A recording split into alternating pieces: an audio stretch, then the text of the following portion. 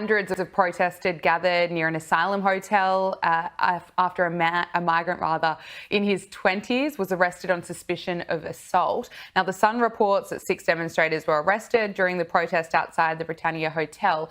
But, Hilary, it really seems like there is a lot of frustration in the UK at the moment. It was reported last week that 50,000 illegal migrants have crossed the Channel since Keir Starmer took office, and there's not a lot of signs that this is going to slow down. You're correct there. I was in the UK recently to be on GB News in studio. And one of the things I can tell you is it was all I could do when I was going through customs, although now it's the machines, there's no human beings.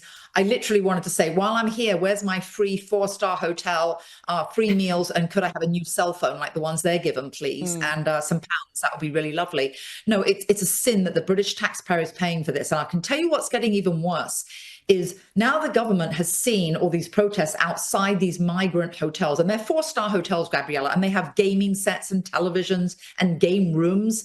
The only thing that's worse than that is the British government realizes where you have obviously an intense amount of migrants in an easily identified building. Now, instead, what could be worse than that? What they're doing is they're offering landlords 5-year contracts, more money than they'd ever make, and paying for all repairs and improvements to their property. If you're a property owner, how on earth do you say no to that deal? Meanwhile, the British taxpayer, the British citizen, can't find accommodation. There's a housing shortage. And so now the rental market will be consumed by the policies of the two-tier Keir government. And that is despicable. And there's going to be more surveillance as that unfolds, as well as what you mentioned earlier, which was the crime.